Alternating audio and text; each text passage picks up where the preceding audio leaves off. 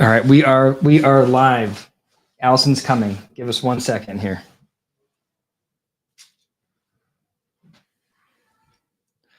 How is everybody in the chat?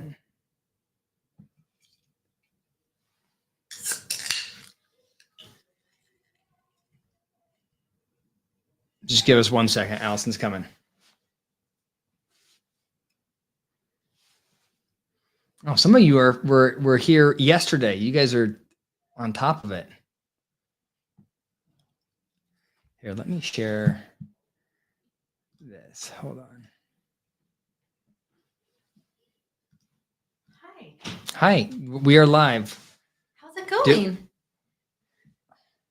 What are you wearing? You wearing a beanie? Yeah, what do you think? I like the pearls on it. Allison didn't have time to do her hair. This is true. All right, welcome. So this is the mic we're using today. I think it's better than the other one. Can everybody hear us okay? I look super cozy. It's true. I feel cozy. What's going on? Nothing. I thought we would start by sharing this document. Hold on. Wait, where did you get all that information? I am a super fan. And everybody on Reddit, I got emailed like, I think 3 people sent me this link to a Reddit document. But somebody who is a numbers person went and looked up Coyote Pass and was able to figure out, based on transactions, how much everybody, each of the wives owns of Coyote Pass. Mm-hmm. And the concern is, if you look at the bottom there, you see that Robyn has 25%, Meri has 10%, and Janelle has 20%. Okay. Mm-hmm. Does that seem fair to you? No. Why does Robyn have more than Janelle and Meri? And Meri never thought Robyn didn't look out for anyone. That's obvious. So Chris, essentially, I think what happened, I don't quite understand why Meri and Janelle don't have the same amount. That feels unfair also. But I think essentially what happened is Kody and Robyn took Christine's. It went to Kody. All right, if we just look at Robyn, Meri, and Janelle, it's not that big of a difference between Robyn and Janelle, a 5% difference. I'd still be irritated if I'd I was be Janelle. irritated too, but because Janelle put in way more time in the family than Robyn, at least 20 more years. So she should be at least 20% higher. All right, but are these prorated by? You can see the appraisal. I haven't spent enough time looking at the numbers, but yeah, it feels unfair. If you look at the acreage, right? So the one that Janelle has, where she's got to split it with Meri, right? Janelle is getting, she's got 2.4 that's her, and then she's got another 4.8 that she's splitting with Meri. So that's why Mary's getting just screwed. Yeah. Well, the other interesting thing, Dave, is the property appraised for less than $1 million. Yeah. Robyn was right. They should not have bought that house. They should have just bought the property. I guess. Yeah. Yeah. And I think that it seems like there's a lot, the whole thing seems very messy. Okay.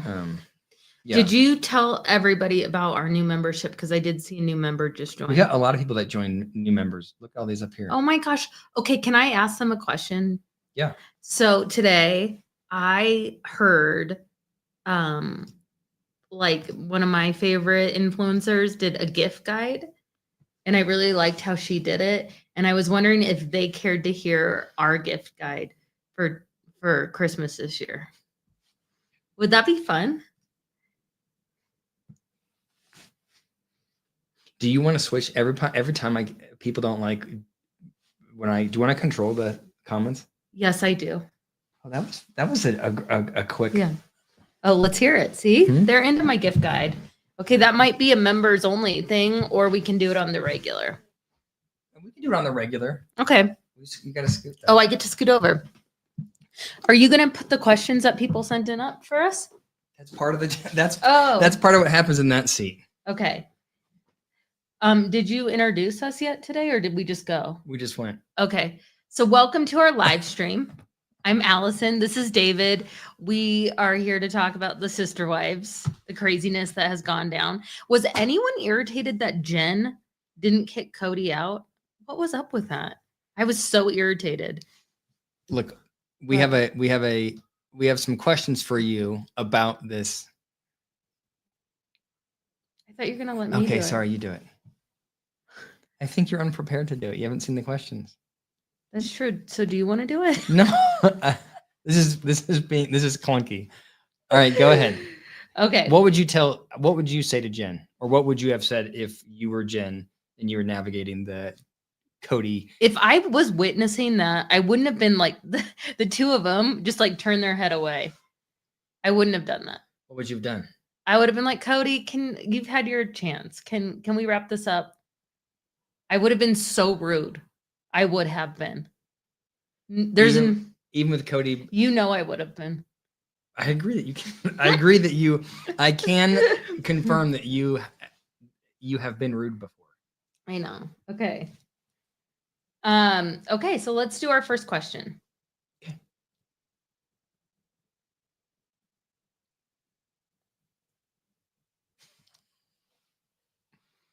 Do you believe Meri's characteristic of being loyal is clouding her judgment about what she needs to believe or trust herself?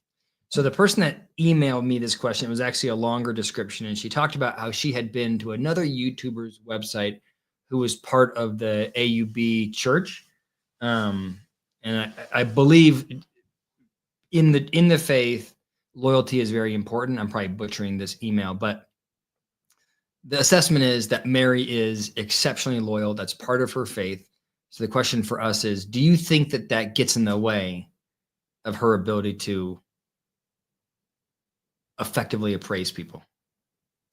So I don't think it's loyalty at this point. Oh, I think she is like, she is quintessential battered woman syndrome to me. Like she just wants to be loved.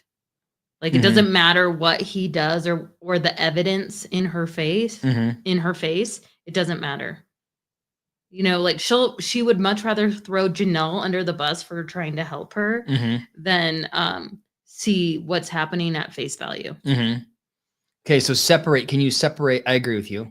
And can you separate, like, how are you conceptualizing battered woman syndrome with loyalty? She was neglected and basically abused for 8 years. And so that's how I'm seeing it as that. And maybe I don't know what battered woman syndrome is. Is that obvious? No. What does it mean? It's not a clinical diagnosis. Oh, but like, when you hear it, what does it mean to you? That's why I don't have a. To me, it means like some woman that's been like emotionally or physically abused, and so she just is like looking for someone to love her for who she is. Yeah, when I think about the term battered woman syndrome, and this is not a clinical diagnosis, so if anybody in the chat has a different or a better description of it, but what I would say is, like, from a psychological standpoint, a battered woman syndrome suggests that somebody is blaming themselves for the distress, and as a consequence of that, they become very much accommodating of the abuser, and they become quick to sort of excuse the negative behavior, and also quick to find ways in which they've triggered the negative behavior.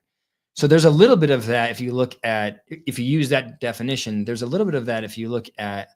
I think I've heard Meri talk a couple of times about this idea of her having to complete a list in order to get Kody to love her, right? Yes. That whole idea of I need to be perfect to earn the opportunity to be loved by my husband feels very much in alignment with how I would conceptualize battered woman syndrome. Okay. So do you think? Yeah. I mean, I do think so. I also think that she is loyal to a fault. I do think that her, I think she grew up in an environment where loyalty was very important. I also think she grew up in an environment where her, I think where her needs have always been minimized. I would argue been minimized by her faith historically, and even minimized by her family. And so I think it's like par for the course for her in a relationship to put the needs of somebody else first. And so that loyalty, like, I Except think her it's other sister wives. what do you mean? I don't think she put the needs of her other sister wives first. I think just the narcissist in the center. I think she put the needs of Robyn first. Oh, that's a good point. Because he was attached to, because she knew Kody loved her the best. That's how she could earn his affection. I don't know. It's interesting. Did she put the needs of other people first? What is the chat? What do you think? Does Meri put the needs of others first? Yes. Oh, we need to tell. Always forget to tell people to hit the like button. Oh, thank you, Laura. Like that. I have the same question. No one liked Meri. I think she was hard. I think she's been really hard. So we have seen that before. And I don't know why. And maybe some other people know. We've heard that she could have been abusive to the kids. But then like Janelle and Meri don't like each other. Wait, so but why do you think why do you think she's hard? Because of like the whole kitchen thing between Janelle and Meri. That they had a really bad relationship because they each handled their kitchens differently. Yes, but what do you have an idea of what's the behavior, or where's the behavior? What is leading her to be hard? I get that you're talking about the outcome. The outcome is she's a certain way about her kitchen. But why does she show up that way? What do you think? I don't know. I haven't really thought about it. I don't know. I do feel like everyone, like, I don't think very many people could live together in the same kitchen. Yeah, but Meri, I mean, I guess what I'm looking for from you, but what I was like trying to get at is there a dynamic at play that's like Meri is, she hasn't been able to have as many kids as the other wives. She was the first wife, and Kody quickly moved on to other wives, so she never had a time where she got a lot of attention. Like, is there jealousy at play that's made her harsher? Is there insecurity about what she's like as a mom that's made her harsher? Maybe it's the amount of time that she spent on her own in comparison to the other wives, so she's more rigid because she's had the sort of ability to be rigid because she hasn't had as many kids in her face. Like, there's a psychological mechanism that leads her to be the mean girl or be overly harsh with some of the kids. I think all of the things you mentioned make sense. Chat, what do you think? Any ideas?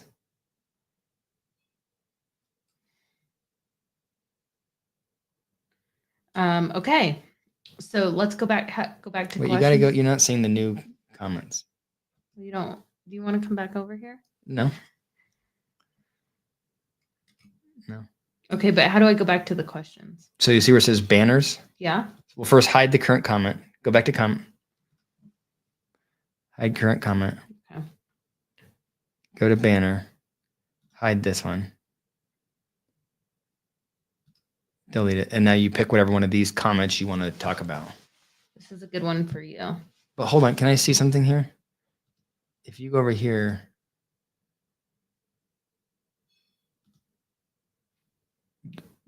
I don't know what this means, but thank you, Melanie. What does that mean? I don't know. We'll find out. But it sounds awesome. Thank you. How do you gift memberships? Maybe as a Christmas gift. Oh, that's cool. That should.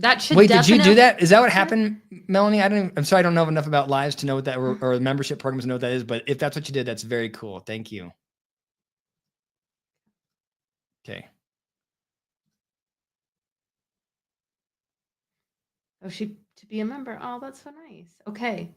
Will you go back to our banners? Okay, you're up. All right, you're in charge. I won't micromanage anymore.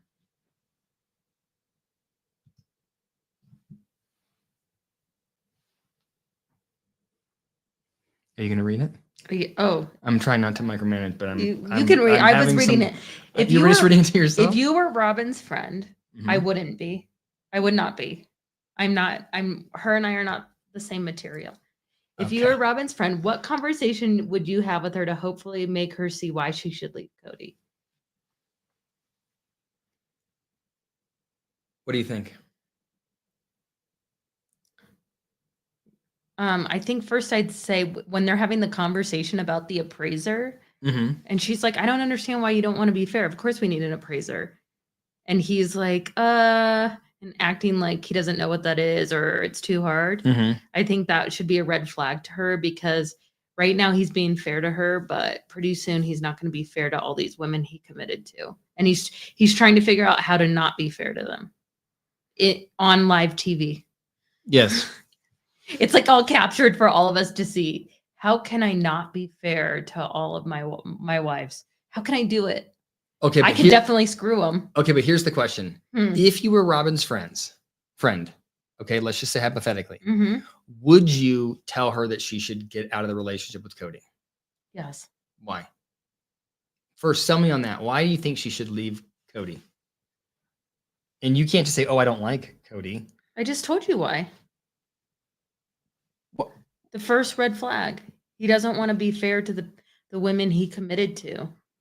That he said he would be with them till death do they part. But he's putting Robyn's needs first. It's kind of romantic. I don't know. She seems so miserable. Do you think she is? I think she's. I bet he eats all the carameled apples. I hate how he says carameled apples too. By the way, it's caramel apples, isn't it? I've never thought about that. You are kind of. They're not caramel apples. They're apples that have been carameled. I think he's right. They're dunked in caramel. Wait, okay, but let's play. I'm just playing devil's advocate. If you're Robyn, don't you look at it and go, look at what my man is willing to do for me. I come first. I'm his queen. He loves me. So he acknowledges and recognizes how I'm a better wife than all these other, my competition.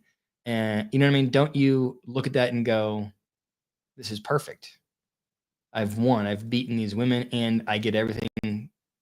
Kody makes sure that I'm taken care of first and foremost.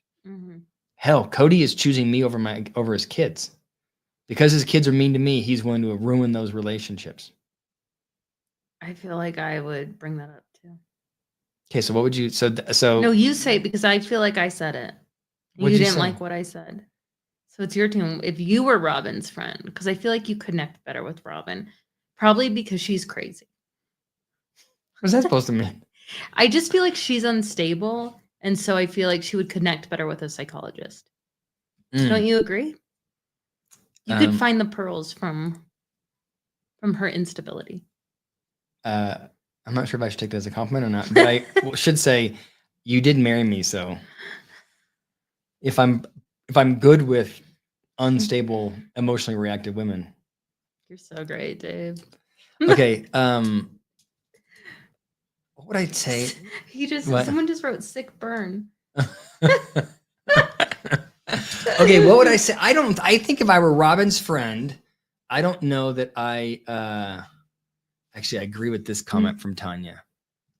Those are like the things that I would probably be, that's what I would say is, I don't know how empowered. Actually, the truth is, I think if I was Robyn's friend, I would want Robyn to figure out how to make it work with Kody. I would have told Robyn not to engage with Kody. I would have told Robyn, hindsight being 2020, it's not been a healthy dynamic. But at this point, I think Kody is good to Robyn. And so I probably wouldn't tell her to leave him. Okay. And I think that's my honest answer. Oh, we need to do Kim T. Kim T, do you want to become a member too? Kim T may already be. Okay, hold on. Happy holidays. Can you explain more about Meri's bad parenting and why the kids don't like her? I feel bad for Meri. I feel I think that TLC has done a bad job of explaining why the kids don't like Meri, and I feel like they've hidden it a little bit, and all that I've got is like snippets from McKelty or snippets from what we get on social media, and I don't know. We don't really know. We don't. Right? And if you look at past seasons, it's like funny. It looks like Christine and her have a lot of fun together. And so it's just really, but I think it all kind of stems from Meri's alliance with Robyn. Like probably when Christine needed support, Meri aligned with Robyn. And then I just think Janelle probably didn't like him at all. Or Janelle and Meri had a really hard relationship, which is why Christine came in over the kitchen. Like when you read the book, it talks about how Meri and Kody were always all over each other in front of Janelle, and it would really hurt Janelle. Janelle actually left Kody a few times, according to the book, because of like the love triangle, basically with Meri. Yeah, I think it would be very annoying if I'm Christine and I'm struggling in the relationship with Kody. And meanwhile, you have Meri over there who is like simultaneously, I mean, obviously isolated and distressed and emotionally ignored by Kody.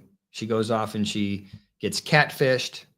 And then I wonder if at the same time, Meri was also unwilling to validate the distress of other people. She was still also trying to play the game of I'm the perfect wife. Yeah. I wonder if there's a disconnect there. Like it's obvious that she was distressed, but she may not have been as comfortable sharing it with the other wives as Christine was. Well, you see that now, even with the move with Kody. She's like giggly and happy, and like it's hard to watch because you know that she is so emotionally distressed about it. So I bet she wasn't able to like hold space ever for the other wives emotionally. Yeah. I do think somebody asked the question. I do think that my theory is that Kody will look for another wife. I bet you. I think he's got a big ego, and I think new wives feed him is my guess. But that maybe isn't a fair judgment. I think Robyn wants other wives. I can imagine in the future they'd go that direction.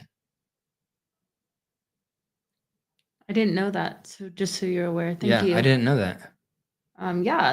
That should be on our gift guide. That should be on Oprah's top things. Membership on Pop Psych channel. I know it.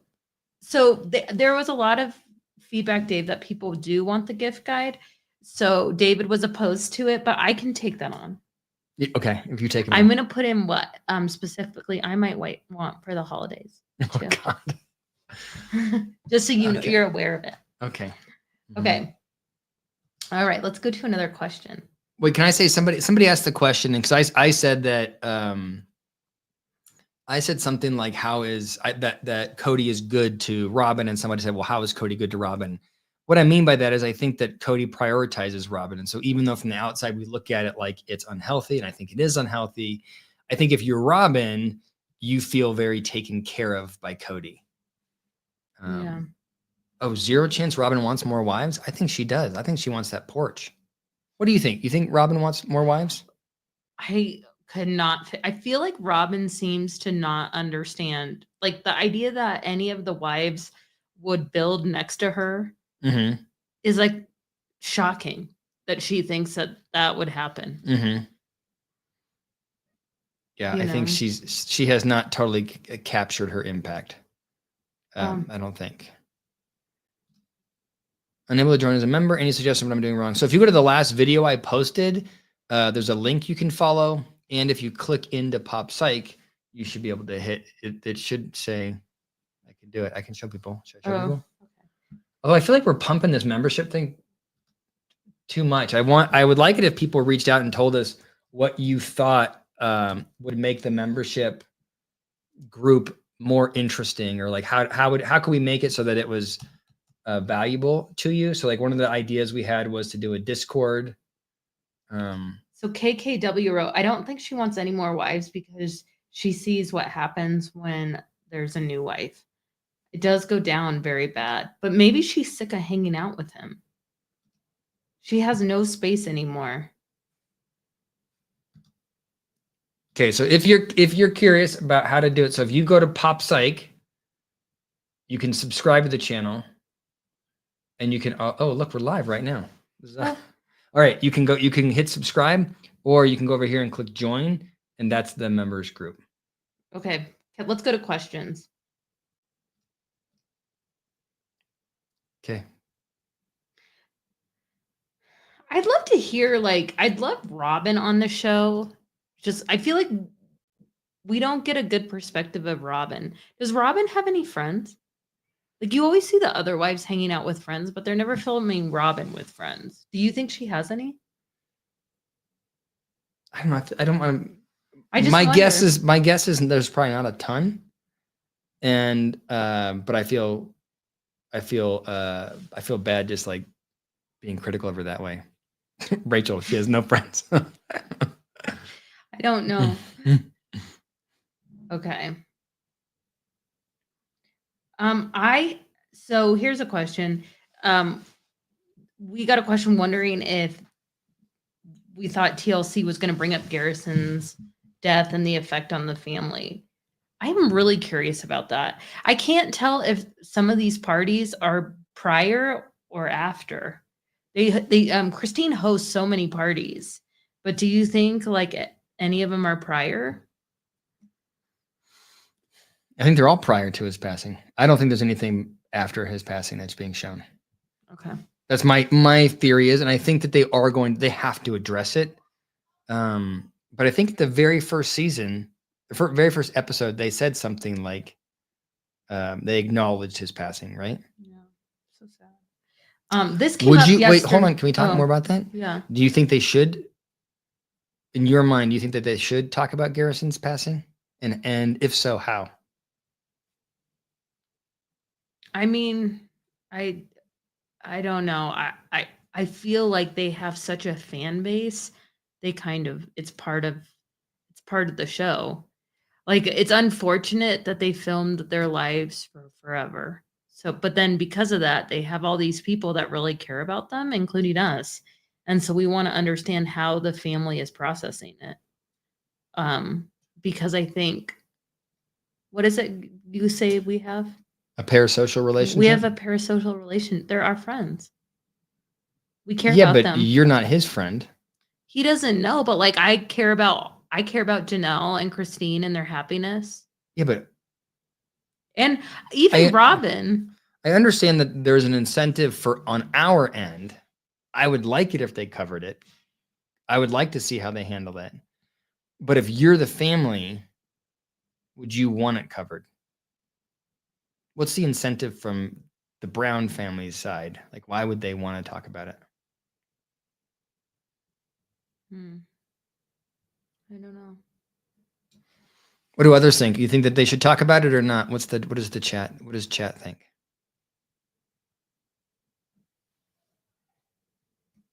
Yeah, Julie says not our business.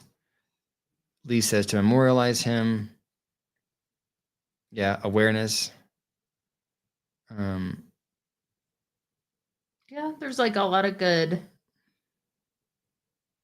Oh, so it was Savanah had her party in the spring and Garrison had died in March. But okay. Savanah's party was it was a graduation party, wasn't it? Mm-hmm. Oh. Oh, well, this is a good point. If there's an opportunity for his story to help others. Yeah. I think that if I were Janelle, if it was my son, I think I would say no. I don't know what I would say. Here's my issue with it is I'm sure that TLC says we can use this as an opportunity to teach about, alcohol dependence. We can use it as an opportunity to talk about suicide awareness, or increase suicide awareness. I think, right, there's a, and if you're the family, do you go like, yeah, and are you just exploiting us because you know that it'll get views? Like, what's the line between, is it really adding value or is it not adding value? Yeah, I don't know. Well, here's what I'll say. If they do, I will do my very best on this channel to make the discussion of value from a sort of an education standpoint. And I think that's probably the responsibility of all of us that have, little businesses off of reacting to a show. Yeah.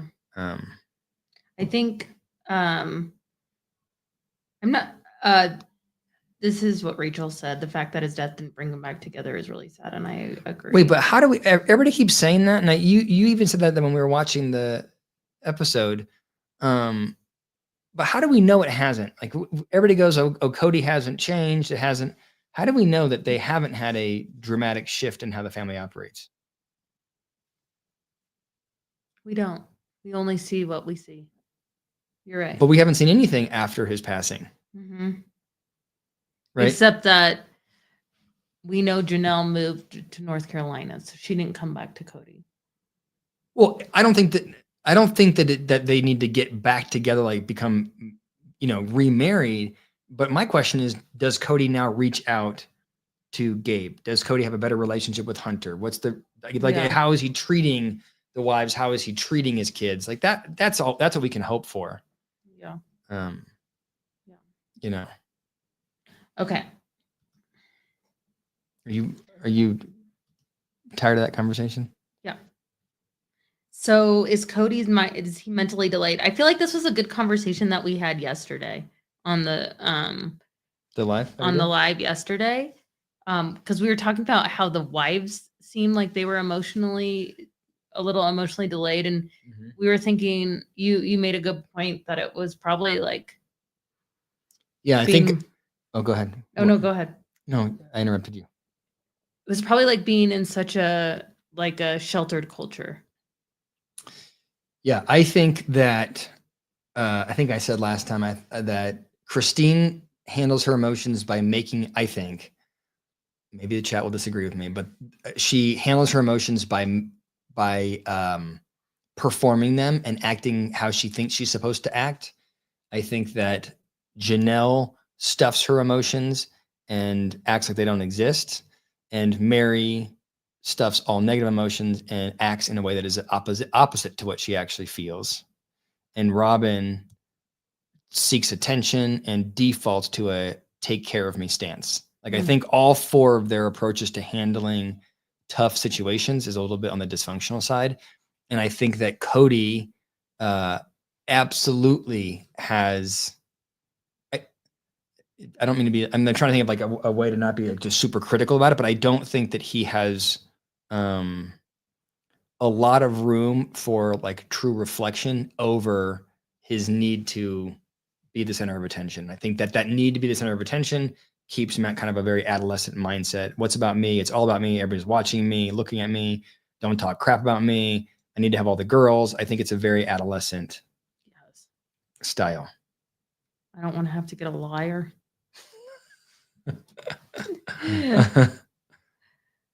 Yeah. So we did get a special one. What? I just was reading what people were saying. Sorry, go ahead. What were you saying? Well, Kim asked another question. Can you post it? How do I do that? It's not working. Hold on. Can you explain more about Meri? Oh. Scroll down. Do you think Kody off camera is really that arrogant, clueless, narcissistic, and complete asshole? Yes. I do. I it's hard for me to imagine that his behavior improves off camera. Like, you would imagine that, like, we're getting the best Kody's got to offer. We're getting his spokesperson, and that's how his spokesperson is. He has to be so terrible. Yeah. Yeah. And I, people made really good points in the comments on our YouTube about how he why didn't they host a party for Savanah? If they were concerned about not getting invited, why didn't they like be like, okay, well, we'll host a party for you, but it's always Christine hosting the party. Like, did they host a party for any of the kids? Or like they just want to come as guests and not put in the work? Because as far like that's not fair to always be a guest. Why don't you be a host? You know? Wait, what? Say it again. Why are you listening to me? I was someone said something nice about me and I was distracted by it. Did they say how handsome you are? What did it say? Said he's not wrong. I think connected without internet really is very perceptive. Okay, sorry. Oh, Keep good. going. What? Yeah, sorry.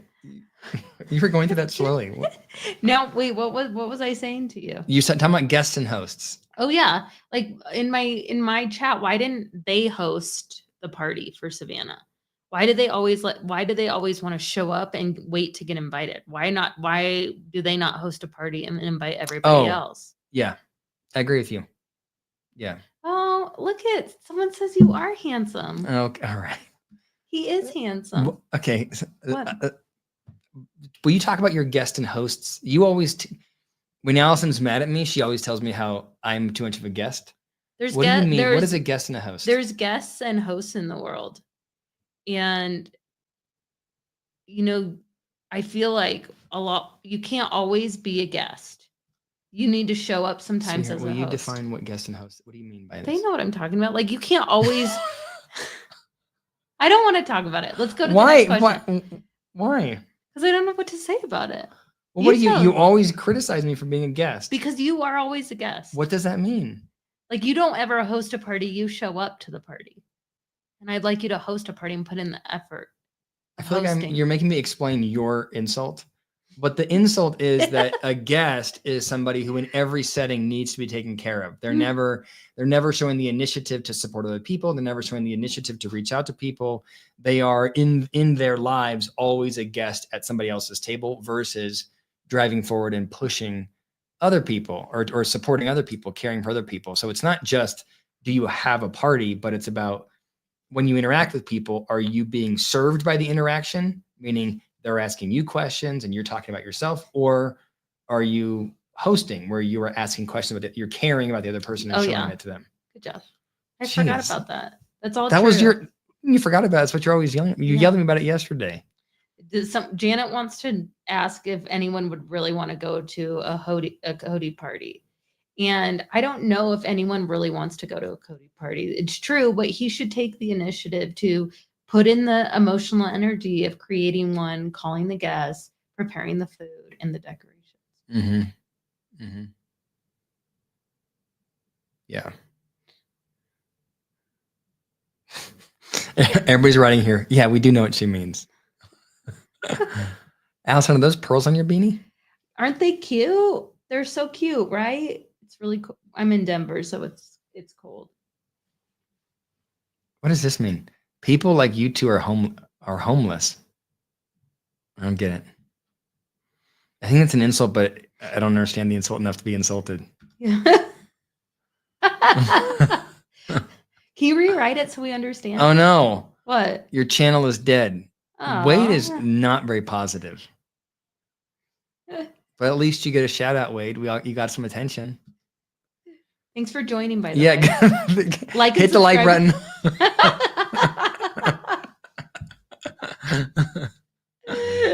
So Julie said it's not that cold here. You're right, it's not that cold, but I didn't want to do my hair. But our house is cold. All right. Okay, go to a question. Okay. Oh, hold on.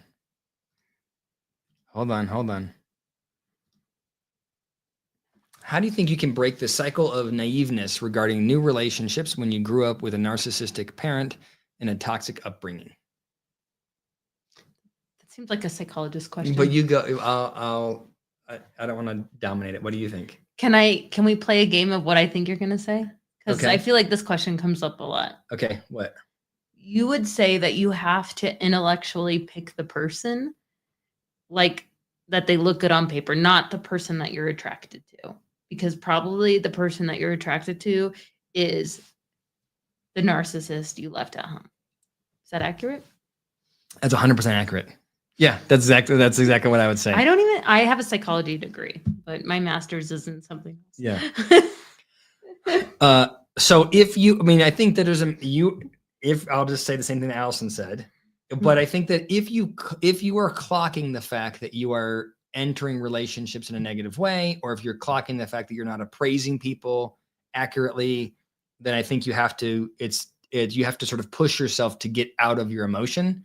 Your emotion is for a range of reasons your psychology is going to lead you into unhealthy relationships. And there's a variety of reasons why. It could be that you're thinking psychologically that if you can have another relationship, you can kind of repair the trauma that you saw.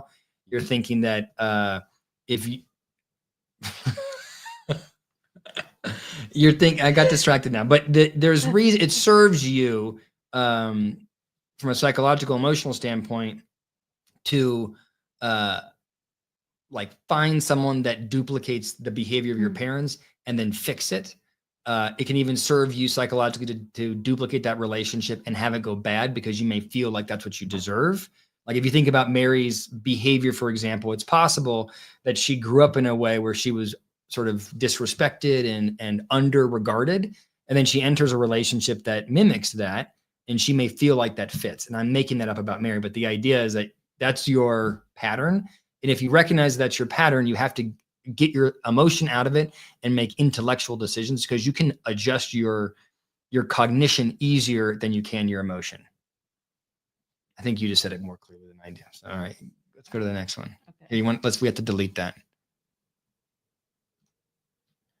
All right, let's go back to the comments.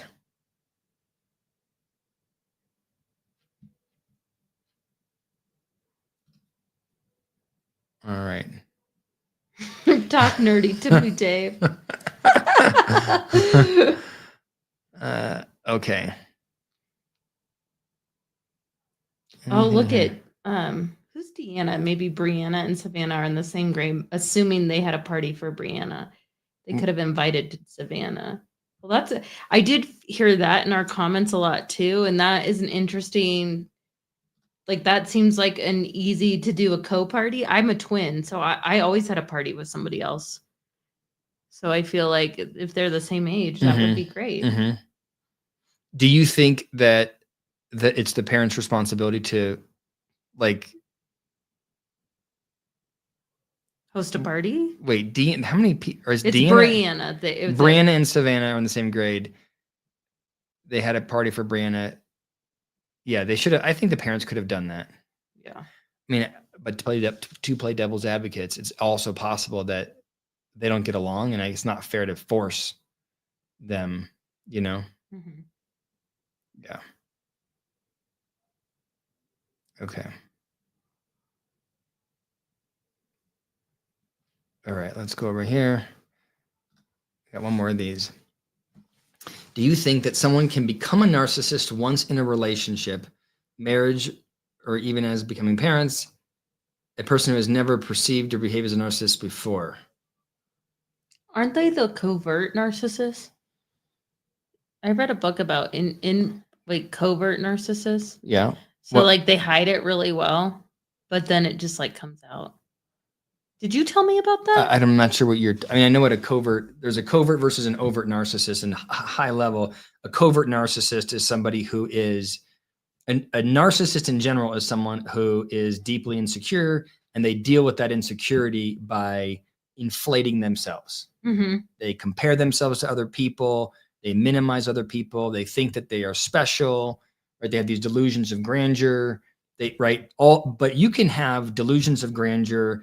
You can be selfish. You can be arrogant in a very overt, transparent way, or you can be all those things in a very covert way where you don't say it out loud, or you say it only when you're asked, but you can walk around with the narrative in your mind that your way is better than everybody else's, that your principles are above and beyond, beyond reproach, that you can, and that's overt versus covert, but that doesn't get created.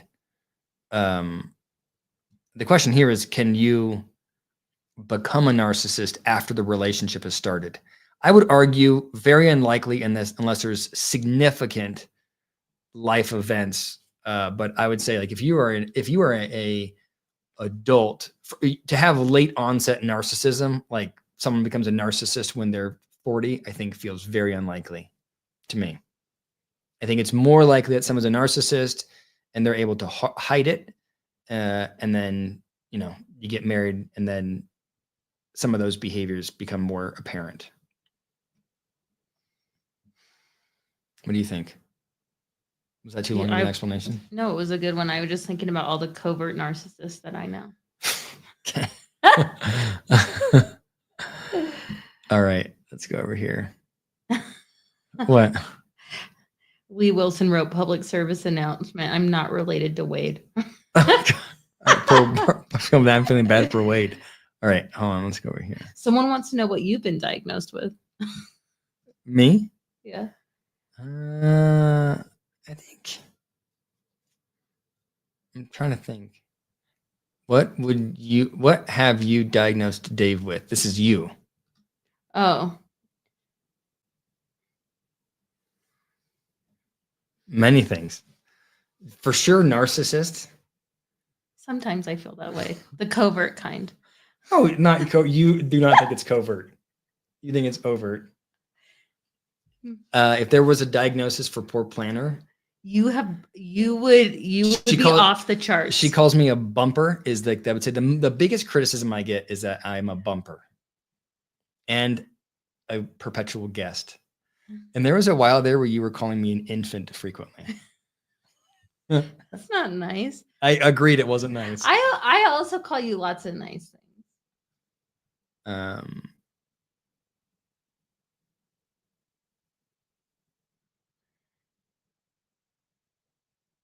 Oh, someone thinks you might have ADHD. I think I do. Whoops.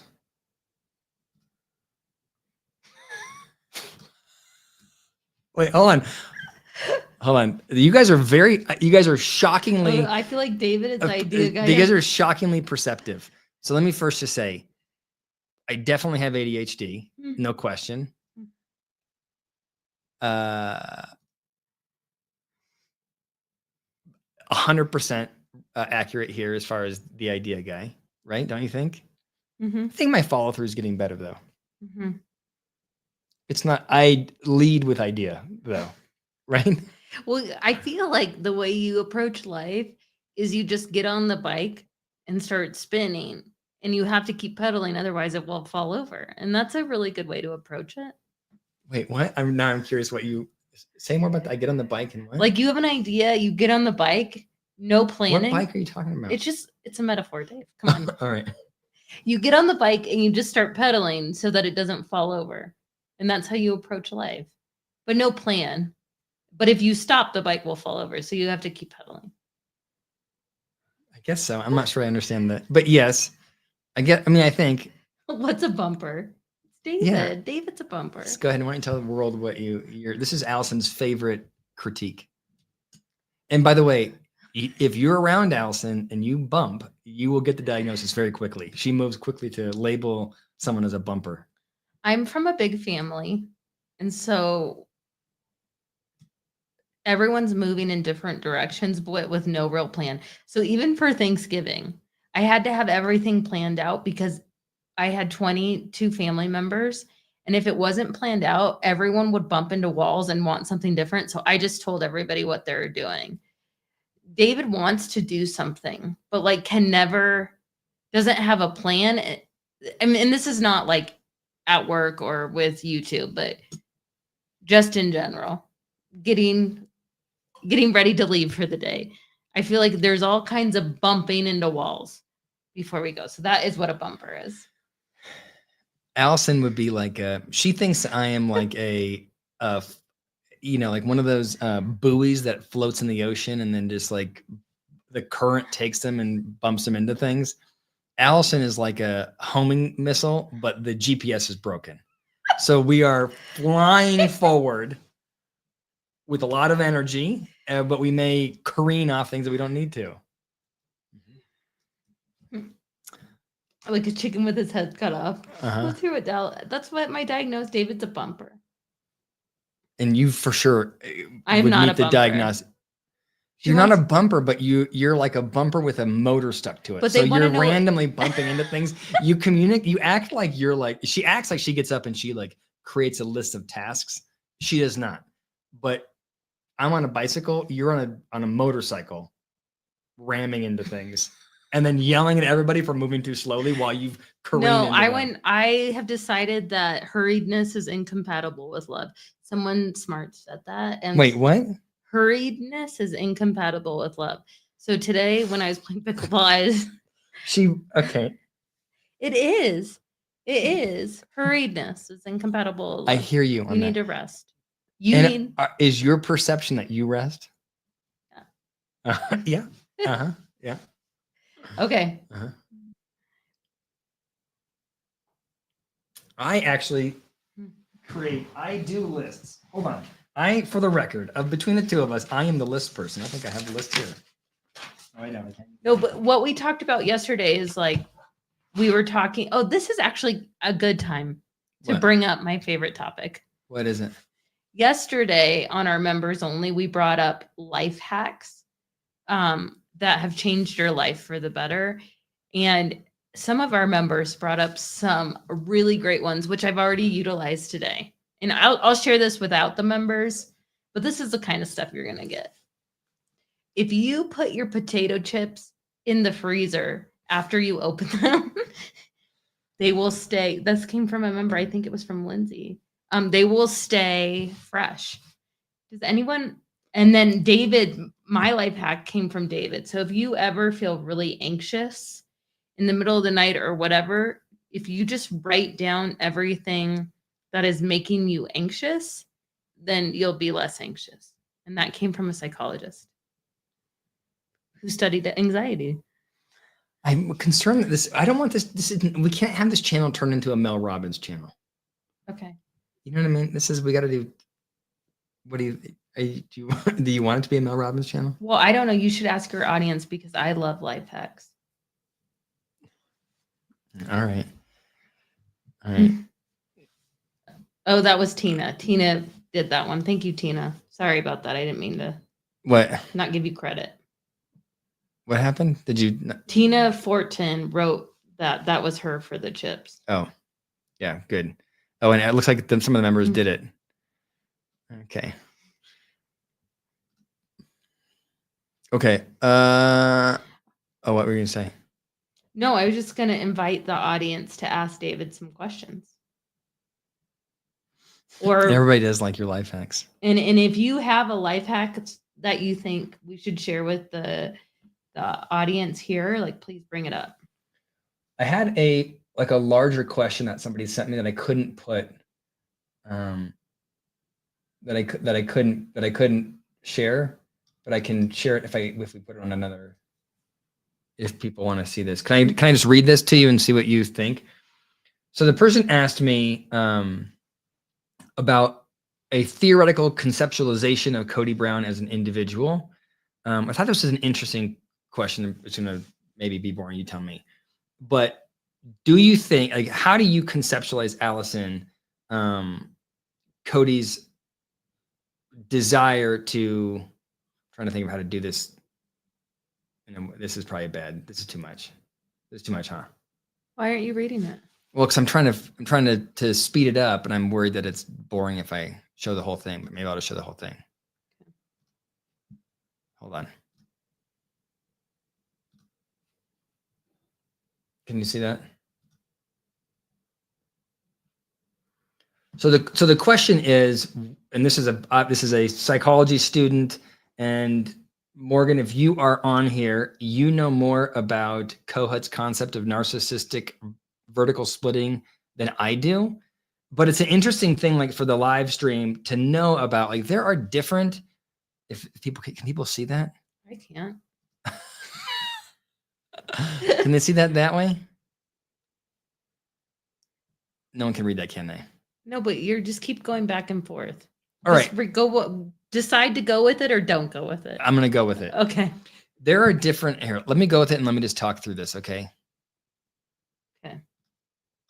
There are different, like in the world of psychology, there are different theoretical orientations that therapists use to understand psychopathology.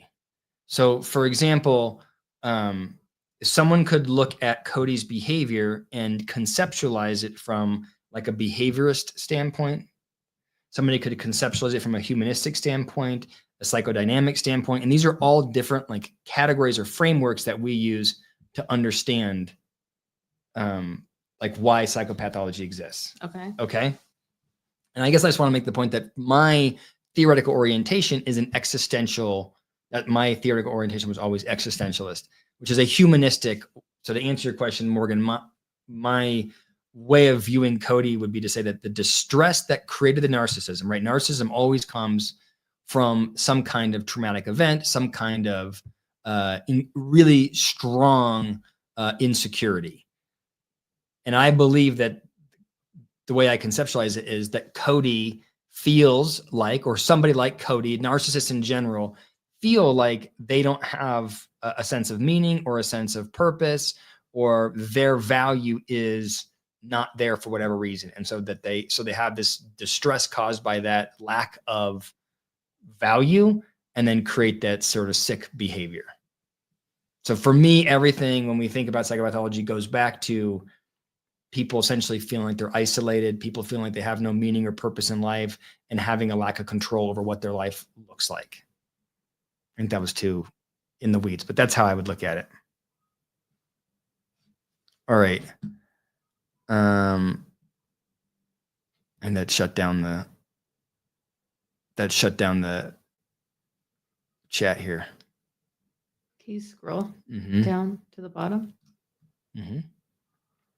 I love a life hack. Can you hit Rachel's?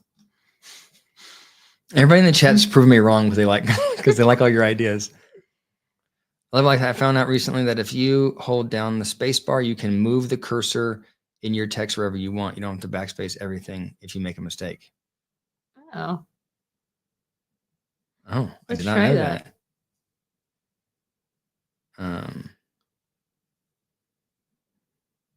Yeah. Someone wants to know what you think about alternative pronouns. That's a hard one. Where are we at on that? Lee Wilson. Yeah. What do you think alternative pronouns other than, would you use them to address others? If they wanted me to, I would. If they felt passionate about it, I would do it. But yeah. Good. What's this one? Yes, we watched one of the Twin Flames documentaries, right? Oh, that is so scary. That was crazy. That was really, really wild. I can't believe this. It's been a while. I'm trying to remember exactly what was happening, but it seems so sick. I don't feel like it's the actual religion that's abusive. I feel like it's the leadership of the religions that gain power and become abusive. Yeah, I'm not sure. I would say I don't think that all religions are abusive, and I don't think people always ask about this, but I don't think that the Mormon faith is inherently bad or abusive or any of those things. I think that there are some people in the faith, and just like there are in other faiths, that go to the extreme and then create problems. Do you think you could be addicted to a narcissist? Tracy. You can be addicted to a narcissist. They alter your brain chemistry. I'm not sure I understand that. No. Power corrupts, can corrupt. Yeah, we did, by the way, someone said on here, because I have a podcast called Shrink Space, and we did a whole episode about cults. If you're interested in that, look up on YouTube or Spotify Shrink Space. I think that episode was I led that one, and we did I had a lot of research on how cults get created, what makes a cult leader effective, all those kinds of things. So you might be interested. Okay. Well, so I think we're coming close to time, but I did want to say that Yes, we will, Tina. What is Tina asking? Will you do lives next week? Yeah.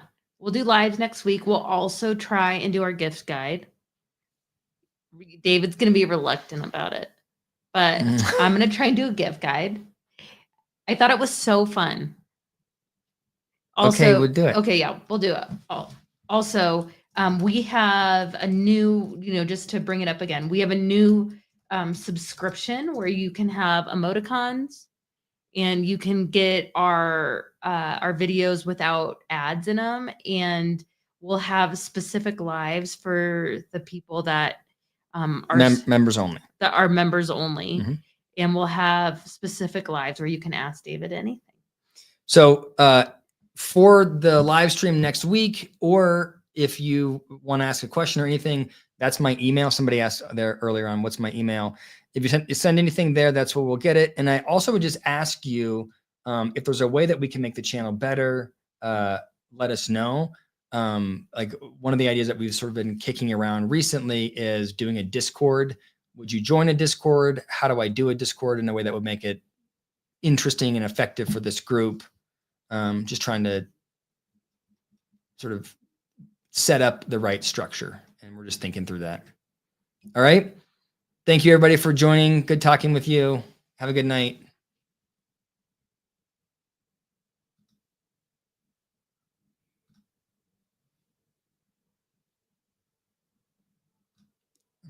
And there we go.